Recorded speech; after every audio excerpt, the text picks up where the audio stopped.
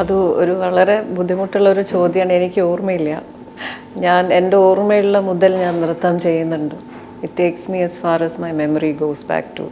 അപ്പോൾ ആദ്യത്തെ ഒരു സീഡ് എങ്ങനെ ഉണ്ടായെന്ന് എനിക്ക് ഒന്നും അറിഞ്ഞൂടാ. എൻ്റെ ഓർമ്മയിൽ ഞാൻ ചെയ്യുന്നുണ്ട്. അപ്പോൾ എൻ്റെ ഫസ്റ്റ് ഡാൻസ് ക്ലാസ് ഒന്നും ശരിക്കും എനിക്ക് ഓർമ്മ തന്നെ ഇല്ല. അപ്പോൾ പക്ഷേ അതൊക്കെ എനിക്ക് തോന്നുന്നു ഒരു ഗോഡ് ഗിവൺ ഗിഫ്റ്റായിട്ട് അങ്ങനെ വന്നു. പിന്നെ അച്ഛനും അമ്മയും അതിനെ നന്നായി വളർത്തിയെടുത്തു. ദൈവസഹായം കൊണ്ട് നല്ല ഗുരുക്കന്മാരെ എനിക്ക് കിട്ടി. ദുബായിൽ എന്നെ അന്നത്തെ കാലത്ത് എന്നെ ഒരു വളരെ പ്രഗത്ഭനായിട്ടുള്ള ഒരു ഗുരുവായിരുന്നു. അദ്ദേഹം അവിടെ എൻജിനീയർ ആയിരുന്നു. ഇന്ന് തഞ്ചാവൂർ ഭാഗവതമേള നാടകം എന്ന് പറയുന്ന ഒരു ഏറ്റവും പ്രാചീനമായിട്ടുള്ളൊരു നാടക രൂപത്തിൻ്റെ ആചാര്യനാണ്, നൃത്തനാടകം. അദ്ദേഹം അവിടെ എങ്ങനെ വന്നു എന്നുള്ളതൊക്കെ വളരെ ഡെസ്റ്റിനി. അദ്ദേഹം ട്രാൻസ് സ്റ്റഡീസ്, ഡാൻസിനെ കുറിച്ചുള്ള ട്രാൻസ് സ്റ്റഡീസിന് അദ്ദേഹത്തിനെ ബേസ് ചെയ്ത് എനിക്ക് പിന്നീട് MA ഡാൻസിനൊരു ചാപ്റ്റർ തന്നെ ഉണ്ടായിരുന്നു. അപ്പോൾ അങ്ങനെ ഒരു ഗുരുവാണ് എനിക്ക് ഒരു 10-12 വർഷം ദുബായിൽ നിന്ന് കിട്ടിയത്. അപ്പോൾ അതൊരു ഡെസ്റ്റിനിയാണ്. പക്ഷേ ഇതിൻ്റെ ഒരു സീഡ് എങ്ങനെ വന്നു, ഒരു പ്രത്യേക ഒരു റീസണൊന്നുമില്ല. എനിക്കെപ്പോഴും നൃത്തം ചെയ്യുന്നതിലും ഉപരി നൃത്തം ചെയ്യുന്നു, നമ്മളെ പഠിപ്പിച്ചു തരുന്നു, ചെയ്യുന്നു. പക്ഷെ ഇതിൽ ഒരുപാട് വേറെ അലൈഡ് ആയിട്ടുള്ള സാധനം ഉണ്ട് എന്ന് എനിക്ക് ഏതോ ഒരു കാലഘട്ടത്തിൽ മനസ്സിലാവുന്നുണ്ട്. അപ്പോൾ അതങ്ങോട്ട് എനിക്ക് ഒരിക്കലും നർത്തകിയാവണമെന്ന് ഞാൻ ഉദ്ദേശിച്ചതേ ഇല്ല. പക്ഷെ ഇത് എങ്ങനെ, why am I dancing, what is അതിലുള്ള ഓരോ ഘടകങ്ങൾ എന്താണെന്ന് അറിയപ്പെടാൻ ഭയങ്കര ഒരു വ്യഗ്രത ഉണ്ടായിരുന്നു. ഇപ്പോൾ ഒരു സാധനം കാണിച്ചെന്ന് ഞാൻ അവരുടെ മനസ്സിലാലോചിക്കും, എന്തുകൊണ്ടത് ചെയ്യണം, ഇതെന്താണ്, ഇത് എവിടുന്ന് വന്നു, ഈ ഹസ്തം എവിടുന്ന് വന്നു, ഈ മുദ്ര എവിടുന്ന് വന്നു, ഈ കഥ എന്താണ്. അപ്പോൾ അത് ഇങ്ങനെ അന്വേഷിച്ച് നടക്കുന്നതോടെ നമ്മുടെ ഡാൻസ് അങ്ങോട്ട് ഫ്ലറിഷ്ഡായി. അപ്പോൾ അതന്നെയാണ് തോന്നുന്നത് നമ്മുടെ ഒരു ട്രാക്ക് എന്ന് പറയുന്നത്. അതിലുള്ള ഒരു പാഷനാണ്. ഗുരു ഇന്നിപ്പോൾ ടീച്ചേഴ്സേ ഉള്ളൂ, ഗുരു ഇല്ല. അപ്പോൾ ഗുരു യഥാർത്ഥ അർത്ഥത്തിൽ നമ്മളെ വെറും ഡാൻസ് പഠിപ്പിക്കുന്ന ഒരു വ്യക്തിയല്ല, മൊത്തം ഒരു ഹോളിസ്റ്റിക് ആയിട്ടുള്ള ലൈഫ് ഇതെല്ലാം ഇൻ്റർലിങ്ക്ഡ് ആണ്. അല്ലെങ്കിൽ ഡാൻസ് ഒരു സെപ്പറേറ്റ് കോമഡിറ്റി ആയിട്ട് കാണുന്നതല്ല ഗുരുത്വം എന്ന് പറയുന്നത്. നമ്മളൊരു സാധനം പഠിക്കുമ്പോൾ അതിനുള്ള ഫിലോസഫി, അതിലുള്ള life and the truth about life and death ഒക്കെ ഉണ്ട്. അപ്പോൾ PhD എന്ന് ഫിലോസഫി എന്ന് പറയുന്നത് ശരിക്കും ട്രൂത്ത് അബൌട്ട് ഡെത്ത് ആണ്. അപ്പോൾ ഇത് എങ്ങനെ ജീവിക്കണം, എങ്ങനെ നമ്മൾ ഒരു അൺഅറ്റാച്ച്ഡ് ആയിരിക്കണം എന്നൊക്കെയാണ് ശരിക്കും ഗുരുക്കന്മാർ പഠിപ്പിക്കുന്നത്. ഇന്നിപ്പോൾ ഗൂഗിളാണ് ഗുരു.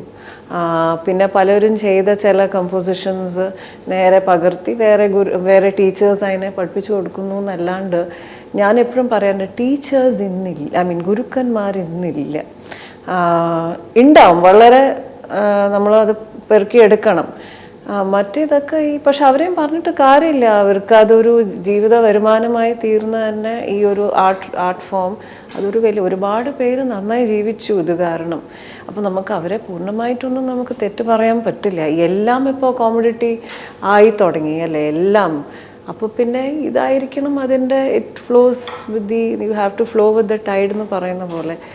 പക്ഷേ ഞാൻ ആ കാര്യത്തിൽ വളരെ ഭാഗ്യം ചെയ്തതാണ്. എന്താ വെച്ചാൽ എൻ്റെ ഗുരു എന്ന് പറയുന്ന ഞാൻ ഇത്രയും വർഷം കഴിഞ്ഞ് ഈയിടെ അദ്ദേഹത്തിൻ്റെ ഭാഗവതമേള നാടകം കാണാൻ പോയപ്പോൾ അദ്ദേഹം നരസിംഹൻ്റെ മാസ്ക് കെട്ടിയിരിക്കുക ട്രാൻസിൽ. അത് കാണാനായി ഡോക്ടർ പത്മ സുബ്രഹ്മണ്യം, ചിത്ര വിശ്വേശ്വരൻ, വൈജയന്തിമാല ബാലി, സുധാറാണി ഈ 4 പേരും അദ്ദേഹത്തിനെ കാണാൻ വന്നിരിക്കുക. അത് കഴിഞ്ഞിട്ട് ഈ പ്രഹ്ലാദ ചരിതമാണ് ചെയ്യുന്നത്. അദ്ദേഹത്തിനെ ആ ഗ്രാമം മുഴുവനും കൊണ്ടുപോകും, തെയ്യം ഒക്കെ ചെയ്യുന്ന പോലെ തന്നെ. അപ്പോൾ ആ സമയത്ത് ആ ഗ്രാമത്തെ അടുത്ത വർഷത്തെ പ്രശ്നങ്ങൾ അതെങ്ങനെ പരിഹരിക്കണം, ഇവരുടെ പ്രശ്നങ്ങൾ, ഇതൊരു വളരെ ഇൻറ്റിമേറ്റ് ആയിട്ടുള്ളൊരു റിലേഷൻ, ശരിക്കും ഗോഡ് ഫിഗർ ആയിട്ടാണ് അവർ.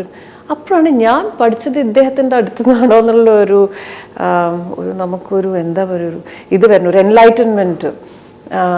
അപ്പോഴും അദ്ദേഹം എന്നോടധികം സംസാരിച്ചൊന്നുമില്ല. ഞാൻ പറഞ്ഞു എന്നെ ഓർമ്മയുണ്ടോ, പിന്നെ ഞാൻ കേട്ടു ഒരുപാട്, you are doing very well, പക്ഷെ അത്രയേ ഉള്ളൂ. അല്ലാണ്ട് ഒരുപാട് ചോദ്യങ്ങളോ ഉത്തരങ്ങളോ. അപ്പം അതാണ് എനിക്ക് തോന്നുന്നു നമുക്കൊരു ഭയഭക്തി ബഹുമാനത്തോടെ നമുക്ക് അദ്ദേഹത്തിനോട് കാണുമ്പോൾ തന്നെ ഞാൻ ആരാണെന്നൊന്നും പറയാൻ്റെ ഒരു ധൈര്യമേ, ഞാൻ എന്ത് ചെയ്യുന്നു എന്ന് പറയാൻ പോലുള്ള ധൈര്യമില്ല. അപ്പോൾ അത് കമാൻഡ് ചെയ്യുന്നതല്ല, അത് ഓൾറെഡി ഉള്ളതാണ്, ആ ഒരു വൈബ്രേഷൻ ഉണ്ടാവണം. ഞാൻ അത്ര വലിയ നല്ല ഗുരുവൊന്നുമല്ല സത്യം പറയാലോ. പക്ഷേ ഞാൻ ഒരിക്കലും എൻ്റെ സ്റ്റുഡൻസിനൊന്നും ഞാൻ ഇപ്പം അവരുടെ ഇന്ന് അരങ്ങേറ്റം എന്ന് പറയുന്നത് വലിയൊരു മണി മേക്കിംഗ് ഫീൽഡാണ്. ഞാൻ എൻ്റെ കുട്ടികളെ കൊണ്ട് അങ്ങനെ ചെയ്യാറില്ല. അതായത് ഒരു അരങ്ങേറ്റം പറഞ്ഞ ഒരു കല്യാണത്തിൻ്റെ ചിലവാണ്. പക്ഷെ ഞാൻ എൻ്റെ കുട്ടികളുടെ അരങ്ങേറ്റം ചെയ്യുന്ന വല്ല അമ്പലങ്ങളിൽ, അപ്പോൾ ഈയിടെ കൊട്ടാരക്കര ഗണപതി മഹാഗണപതി ക്ഷേത്രത്തിൽ 5 കുട്ടികൾ അരങ്ങേറി. ഞാൻ അങ്ങോട്ടേക്ക് അവരുടെ ട്രാവലും അവരുടെ അക്കോമഡേഷനും ഒക്കെ കൊടുത്തിട്ടാണ് നടത്തിയത്. ഒരു പൈസ പോലും അവരുടെ നിന്ന് എടുക്കാണ്ട്.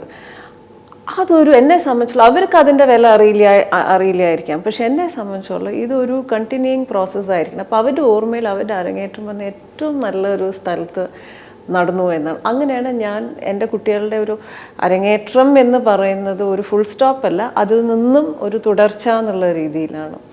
പിന്നെ ഞാൻ ഡിറ്റാച്ച്ഡ് ആണ് എൻ്റെ കുട്ടികളായിട്ട്. ഒരിക്കലും അവരിൽ നിന്നും ഒന്നും പ്രതീക്ഷിക്കുന്നില്ല. നമ്മളൊരു മാസത്തിൽ ഒരു നോമിനൽ ഫീ പറയുന്നു, അതിലെല്ലാം പഠിപ്പിക്കുന്നുണ്ട്. ഐറ്റമും പഠിക്കുന്നത്, പാട്ടും കൂടുതലും, പാട്ടിന് സെപ്പറേറ്റ് ചാർജ്, ഈ ഐറ്റത്തിന് സെപ്പറേറ്റ് അങ്ങനെ ഇല്ല. യൂത്ത് ഫെസ്റ്റിവലിനും പഠിപ്പിക്കുന്നില്ല. അപ്പോൾ വിച്ച് മീൻസ് എനിക്ക് തോന്നുന്നു, പിന്നെ ഞാൻ അവരുടെ നന്മയ്ക്കായി അവരുടെ പഠിത്തത്തിനായാലും ഇപ്പോൾ ഡാൻസ് പഠിപ്പിക്കുമ്പോൾ ഞാൻ അതിൻ്റെ ശാസ്ത്രങ്ങളും അതിൻ്റെ ഫിലോസഫിയൊക്കെ ആവുന്നതും അവരറിയാണ്ട് വളരെ പാസീവായിട്ട് ഞാൻ കൊടുക്കും. അപ്പോൾ അതിൽ നിന്നായിരിക്കും ഇപ്പോൾ എൻ്റെ അടുത്ത് നിന്ന് അഭ്യസിക്കാത്ത കുട്ടികൾ പോലും പലരും എന്നെ അവരുടെ ഒരു ടീച്ചറോ ഗുരുവായിട്ട് സങ്കല്പിക്കുന്നതായിട്ട് എനിക്കറിയാം. അവർ പലവരോടും പറയുന്ന ഞാൻ അവരുടെ സ്റ്റുഡൻ്റാണ് എന്ന്. ഈവൻ അവരോട് പഠിപ്പിക്കാണ്ട് ഒറ്റ ഒരു ഡയലോഗിൽ അവരത് മനസ്സുകൊണ്ട് സ്വീകരിക്കുന്നുണ്ട്. അപ്പോൾ എന്നെ സംബന്ധിച്ചോളം എനിക്ക് കിട്ടിയ ഒരു ശ്രദ്ധ ഞാൻ ശരിക്കും എൻ്റെ കുട്ടികൾക്ക് ഞാൻ കൊടുക്കാൻ നോക്കുന്നുണ്ടെങ്കിലും അത്രത്തോളമൊന്നും എനിക്ക് തോന്നുന്നില്ല ഐ ക്യാൻ ഡു ബെറ്റർ എന്ന് ഞാൻ എപ്പോഴും വിചാരിക്കാറുണ്ട്.